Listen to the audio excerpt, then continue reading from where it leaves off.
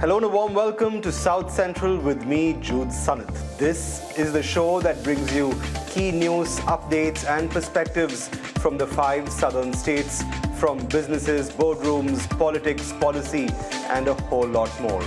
On that note, let's take a look at the headlines we're tracking at this hour.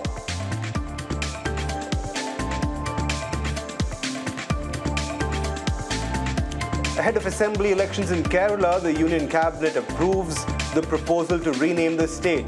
Kerala will now be called Keralam, consistent with its original pronunciation in Malayalam.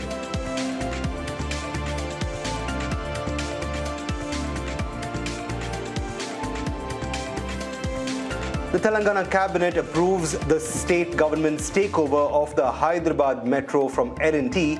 The state will take on a debt burden of 13,000 crore rupees to complete the takeover and settlement of dues.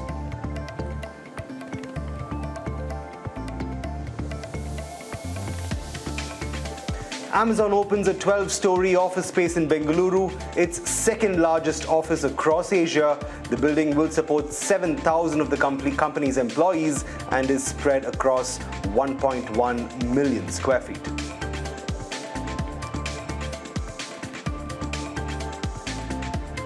And rising medical inflation could push medical insurance costs upwards, says Star Health Insurance MD and CEO Anand Roy in an exclusive, as the company records a 50% rise in demand for new insurance between October and December.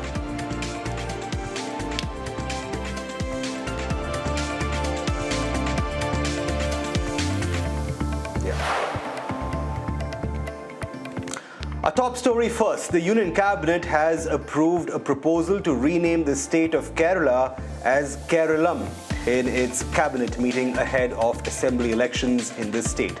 Now, the renaming signals a shift that would align the official designation with the name used in Malayalam and reflect local linguistic and cultural identity. The move follows a unanimous resolution passed by the Kerala Legislative Assembly in 2024 and again in June that year, urging the centre to amend the first schedule of the Constitution under Article 3 to formally adopt Keralam in all recognised languages. When proposed, the renaming drew rare political support from across the spectrum in Kerala, with members of the opposition also backing the change. Now that it's been cleared by the Cabinet and ahead of being cleared by Parliament, the name alteration would be largely symbolic but politically significant, given the timing just months ahead of elections. Meanwhile, Kerala State BJP President Rajiv Chandrasekhar said the renaming is to restore the state's traditions and cultures. Let's listen into what both the Union Government and the Kerala State BJP President had to say. Yes, I am very happy because, look, please understand, our Keralam is called God's own country. It is a state with a huge history, a long history of rich tradition, culture. The British came, other people came and tried to make it something else.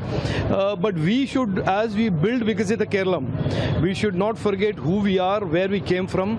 And so I think calling our state Keralam is very, very, very appropriate, because we are going to be a state that is going to restore our traditions, restore our culture, protect our culture and heritage, and at the same time build a modern, forward-looking economy and build this Vikasita Keralam that is the dream of every Malayali.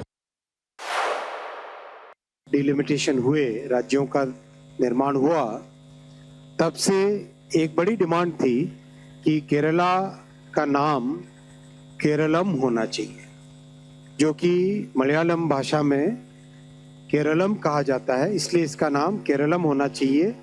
ये बड़े लंबे time से demand रही है। इस demand को आज union cabinet ने अप्रूवल दिया और इसका एक पूरा प्रोसेस है जिसमें राज्य सरकार और राज्य की विधानसभा का भी बड़ा रोल है। तो राज्य की विधानसभा के अनुमति, उनके निर्णय और केंद्र सरकार के निर्णय और उसके बाद में पार्लियामेंट में इस पूरे निर्णय की प्रक्रिया रहेगी। The proposal to rename the state was first made in 2024. However, it's a good 2 years later now that the Union Cabinet has approved that name change itself. Do you think this decision has been taken in line with public sentiment given the upcoming assembly elections? Can the two be linked really going forward? No, it has nothing to do with elections. See, this is a mistake which we committed in the past, because earlier itself Kerala should have been named as Keralam, because in Malayalam language the state is known as Keralam. So it should have been Keralam, but we committed a mistake by calling it Keral. Keral is a pronunciation in Hindi language. In different language, different words are pronounced differently. But in Malayalam, which is the official language of Kerala, it is pronounced as Keralam. It is known as Keralam. So now we have rectified that mistake, and the government of Kerala has recommended, they have passed a law, and now the Union Cabinet have approved it, and the Honorable President will be approving it and sending back to the government of Kerala. So I think very soon Kerala will start to be known as Keralam officially. It's a good thing. It has nothing to do with elections. As you know that the procedure formalities will take time. So it has taken its own time. It should have been done earlier. Okay, well and good. Now we have corrected it. It's a good thing that we have now renamed the state of Kerala as Keralam. Now, from very soon, we will be calling it Kerala officially. When you say that it should have been done a while ago, and I hear you when you say that it will not have, there is no political significance to the renaming. But the fact that it took a good 2 years from the proposal to the final approval by the Union Cabinet, and just ahead of elections this year, will it have any public sentiment links, this renaming itself, which could perhaps mean some political fallout in the upcoming elections? Can that possibly happen after the renaming? See, elections are very complex thing. Election is a very complex, because there are many issues. You will not win an election by renaming Kerala as Keralam, or you will not lose an election by not doing it so. So it has nothing to do with elections. This should have been done earlier. I agree with you. This should have been done earlier. Mm-hmm. Absolutely. So moving forward, then, what does this do to the image and brand of Kerala or Keralam? Do you feel the image and the state itself and everything it stands for is also all set for a brand new facelift with a brand new name? How so? I believe we're having some network issues there with our guest, but well, Kerala is all set to be called Keralam, even as the state is all set to wear a brand new identity, just ahead, coincidentally, of those elections later this year. In fact, in a few weeks from now. But moving on to Telangana then, the Telangana cabinet has cleared the takeover of the Hyderabad Metro Rail Phase 1 from Larsen and Toubro, bringing the 69-kilometer network fully under state control and effectively ending one of India's biggest public-private metro experiments. The state is expected to assume roughly 13,000 crore rupees of debt, along with a settlement payout, taking the total financial implication close to 15,000 crore rupees in a move aimed at stabilizing operations and accelerating long-pending expansion plans. The decision comes amid financial stress under the PPP model and signals a strategic reset in Hyderabad's urban transport roadmap. In the same meeting, the cabinet also approved a 1.2 crore rupee accident insurance cover for government employees, along with an expanded cashless health scheme covering nearly 2,000 procedures across government and empaneled private hospitals, positioning employee welfare and urban infrastructure as twin pillars ahead of the upcoming budget session of the Telangana Assembly.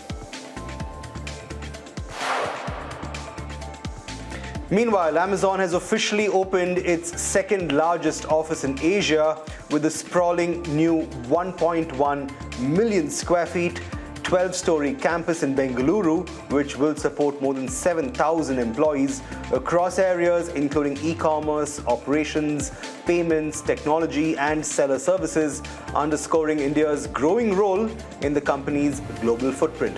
The corporate building, situated on a 5-acre site about 15 kilometers from the Kempegowda International Airport, was inaugurated by Karnataka Industries Minister M.B. Patil, who said such investments could help create high-quality jobs and strengthen the local ecosystem.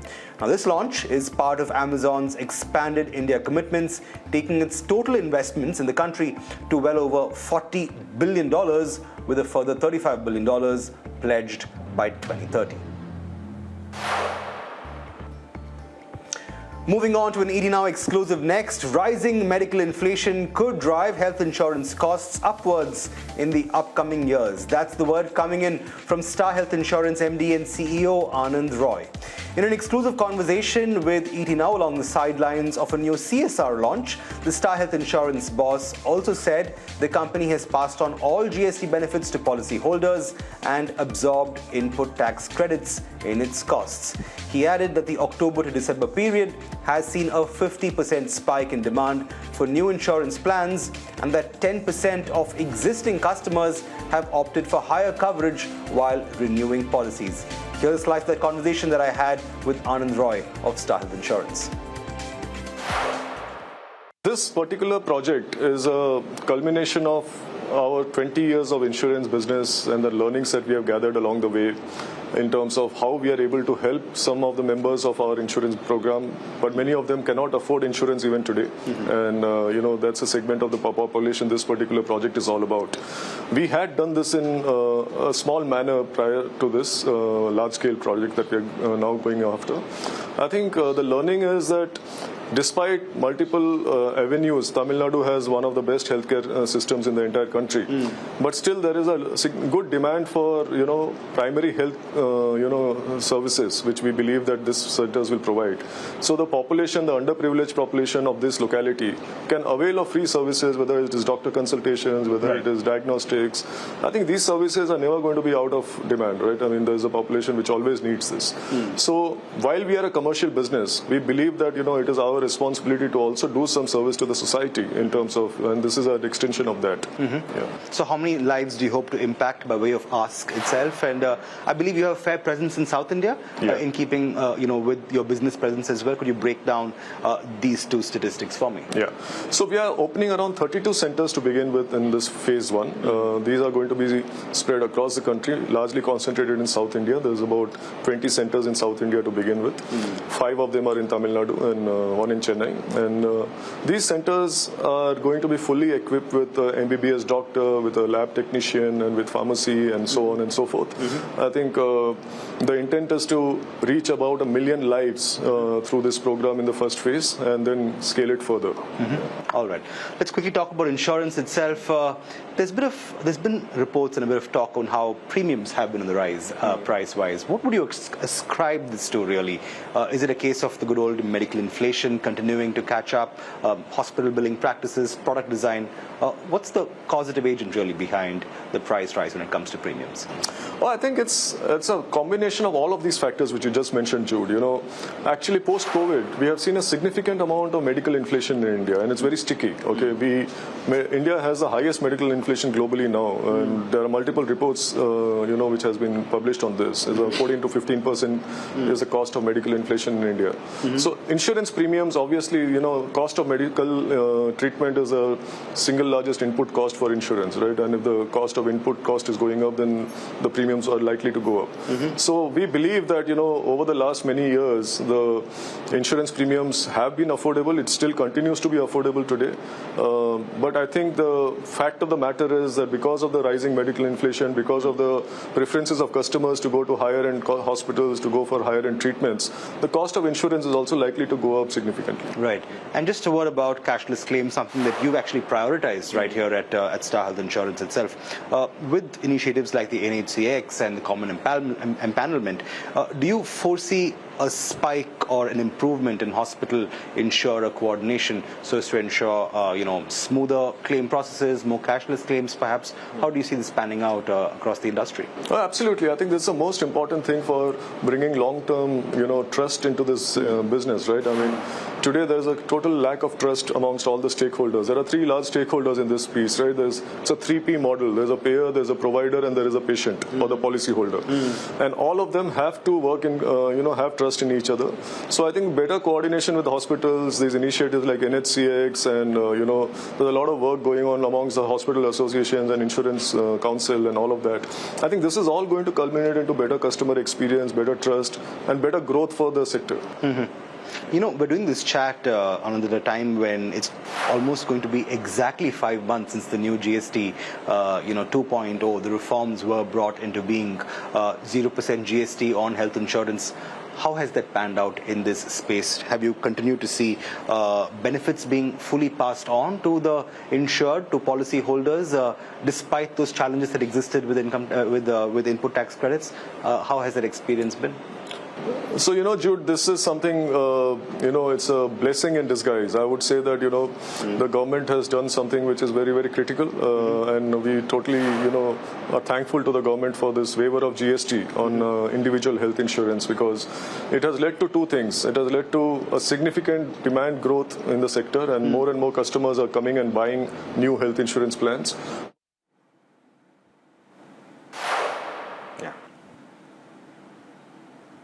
Well, then, Star Health Insurance confirming that all GST benefits have been passed on to policy holders, even as the company warns that rising medical inflation could see costs in health insurance go up in the near future. Well, moving back to news from Kerala now, the opposition brought assembly proceedings to a halt yet again as the House was adjourned after disruptions by the UDF over the controversial Sabrimala gold loss case. In effect, this brought the final session of the Kerala Assembly before elections to an abrupt end. Opposition MLAs protested inside the House, raised slogans and displayed placards demanding accountability in the probe. They also demanded the resignation of the state Devaswam minister over allegations of political interference in the probe. UDF members then staged a walkout while continuing to raise slogans against the LDF government. Speaking to the media, Congress MLA Ramesh Chenitala said the Kerala government had lost confidence in the hearts of its people, calling it merely a caretaker government. The people of Kerala has passed a no confidence motion against this government for the last 5 years. This government is only a caretaker government. All the by-elections we won, all the parliament election we won, and we won the panchayat election also. What more this government wants? The entire people of Kerala has given no confidence against this government. So this government has no moral authority to continue in the office. Okay, technically they can continue. But one thing is very clear. They are waiting for the assembly election. So the people of Kerala will register their protests in the coming parliament assembly election. And the UDF will come with flying colors. That is why this government is not acceding any demand of the opposition. And one thing is very clear. In the assembly, they are not ready to accede any of our demands. So now we will take it to the people. The people of Kerala will definitely give a befitting reply to this undemocratic and autocratic government led by Sri Pinarayi Vijayan. Shifting focus to Tamil Nadu's election build-up next, Congress MP from Sivaganga, Karthi Chidambaram, has brushed away all reports of a rift between the Congress and the DMK. The MP said that the Congress High Command has in fact spoken to the DMK and that both parties will reach a consensus on seat sharing over the next 2 rounds of talks. Now, relations between both parties have been strained over reports that the Congress wasn't too happy with its lack of relevance or representation for that matter in the Tamil Nadu government. In fact, AICC General Secretary K.C. Venugopal was in Chennai over the weekend to discuss seat sharing with Tamil Nadu Chief Minister M.K. Stalin, but the party has by and large remained mum over the alliance math that it expected for the election. So let's listen in to what Karthi Chidambaram had to say today. அங்கே India கூட்டணிக்கு இந்திய அளவில் தலைமை தாங்குகிறோம். அந்த கூட்டணியில் திராவிட முன்னேற்ற கழகம் இருக்கிறது. தமிழ்நாட்டை பொறுத்த வரைக்கும் திராவிட முன்னேற்ற கழகம் அந்த கூட்டணிக்கு தலைமை தாங்கிறது. நாங்கள் அந்த கூட்டணியில் இருக்கிறோம். எங்க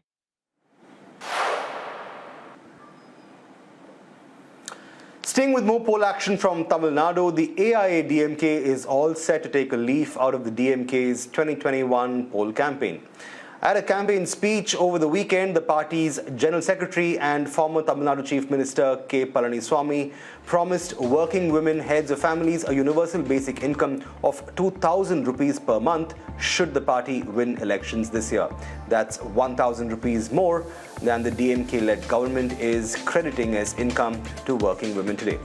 Palaniswamy also promised free bus travel for men, a housing for all scheme, and two-wheeler subsidies, among other social spending initiatives.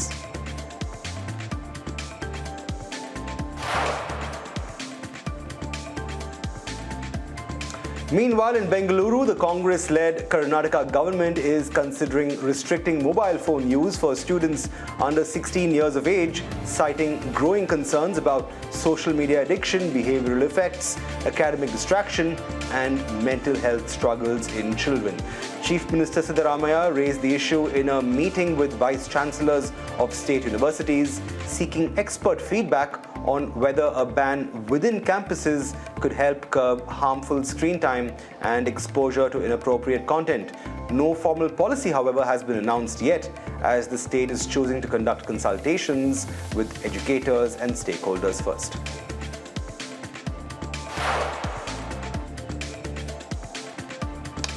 Well, with that, we're completely out of time on this bulletin of South Central. Thanks so much for watching. Do stay tuned to ED Now for more news and updates from the channel. But for the moment, it's goodbye from us.